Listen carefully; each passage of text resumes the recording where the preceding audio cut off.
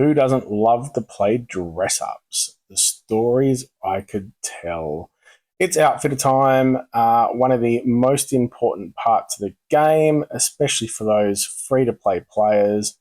So please don't miss out. Make sure you watch my video, giving you my top 5 picks, some honourable mentions, and just making sure you pick someone that's going to really help your roster out for the time moving forward. So without further delay, let's get into it.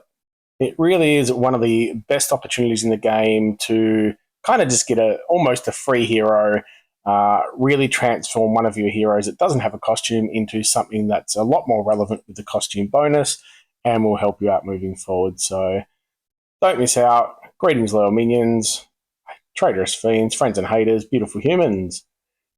Some honourable mentions. I've gone Lepiota. So Lepiota has that fantastic skill of ghosting an enemy hero. Just very, very useful if you struggle against, I'm going to say Bernadette. You can get Lepiota charge, remove Bernadette from the board. It gives you a ghosting lane. She does obviously come back at some point, but it gives you time to set your team up, get your skills ready, and do what you need to get the win. Perseus. Perseus is great. Does a decent amount of damage still. Runs at fast speed. Does a minus 100% healing to target nearby, so that's fantastic. Any of those big healers out there, it just totally disables them, especially if you've got fiends on them or something like that. Just means they can't get rid of anything. Huge elemental defense down as well. So that's the 3, minus 68%, I believe, for 4 turns. As a bonus, if you're stacking your blues, he has an elemental link for 10% mana generation for all ice allies, so which can't be dispelled. So fantastic. I've thrown Krampus in there. Krampus for the unique skill of Taunt. I would say if you already have a Taunt hero, especially say Ludwig from the recent Soul Exchange, Fated Summons, wherever he was, I probably wouldn't go Krampus, but with the costume, if you don't have any sort of newer Taunt heroes, Krampus can still be very valid, but if you don't have one at all, he's fantastic. And Guardian Panther, still good all-around hitter, does the elemental defense down, fantastic for Titans if you don't have anyone doing more, has a lot going on, so all great options. And now we'll move into the top 5, which will be in no particular order, but kind of in order. First up, Athena. Beautiful looking card, just such a lovely looking hero. Athena's arrow, running at average speed, we're dealing 320% damage to the target and minor to nearby enemies, so not a huge hit, but that's not what we need her for. The target and nearby enemies get minus 41% defense and a further 4% decrease every time they are hit for 3 turns. So that can give you a huge defense down. On top of that, I believe the only hero in the game, it is only against fire enemies, but also gives elemental defense down. So minus 34% defense against ice for 3 turns. So straight up, it's just fantastic for those red Titans. It can still be used elsewhere, but I believe Titans is the main place you want to be using it. That defense down is huge. Titans, Mythic Titans. Also gives the element link to all ice allies, which is 15% attack and 15% defense for 6 turns, which can't be dispelled. So that also ties in with the Titan attack, because that will work on top of any other attack up stat you have, because it is an elemental link. So just absolutely amazing all round for those red Titans. Also has the great passive, which is the dispel on special skill. So when casting the special skill, dispels the newest status effect buff from all enemies. Just a great update. As I said, probably not where you're going to use it because you're going against Titans, but depending on your roster, fantastic if you are taking in wars and raids, etc. I will just apologise if anything crazy is happening during this video. My phone, my microphone, everything is just really acting up. It's taken me 5 times longer to do this than it should have. But yeah, just on the off chance anything crazy happens, that's why I do apologise. I would love this guy, Kalervo. I never ever got him, even before the costume. If I had him, his base, this is definitely the costume I would go with because I have the other ones. Runs at average speed, cutting knife, deals 450% damage to the target, deals 320% damage to a random different enemy. Enemies hit automatically cast mindless attack on a random ally when their mana is full at the start of the turn for 4 turns. Against dark characters, this status effect becomes uncleansable and lasts 1 turn longer. Also has a great passive ability, Power of Sisu. When this character starts a turn with low health for the first time during a battle, they recover 15% health and receive 15% mana. Now that works in fantastic with the fighter class. The fighter class is already a great class that gets to revive. So if he ever revives, that therefore means he has low health and will get some free mana and health back. So just works perfectly all around. Great hero for that mana control. I love the fact I don't like the random second hit. Anyone who watches my war hits and that sort of thing, you know that I do like to know exactly what's going to happen. But I do like that if you target a purple, it's giving the one turn longer on the effect and becomes uncleansable. So absolutely fantastic hero. Keep him in mind. Welcome back to the SciShow, the #1 ranked YouTube channel for people who enjoy fishing. If that's you, I appreciate you. Sorry, my cat just jumped on me. Hello, Bubba. Well, she's not going to talk. She also loves fishing as well. Loves her tuna. Alfreak. I've always loved Alfreak. Alfreaky does move at very slow speeds. However, has a devastating special skill, especially in the Rush War, but there are so many mana boosters around that you can make this work elsewhere.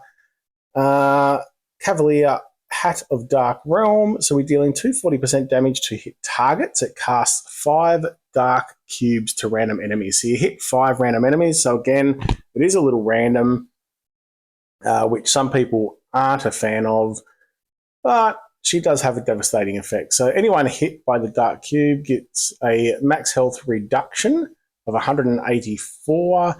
The effect is stronger against targets with boosted health.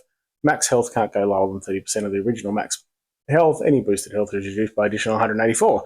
I love max health reduction, especially now that the critical hits also reduce that max health. It can add up quite quickly, especially against fast healing teams. So people like Rosalind, as an example, doesn't give the max health back or doesn't boost. It might be some small boost. Anyone who doesn't do a big boost, it's great to just remove their max health so the heals aren't having as much effect.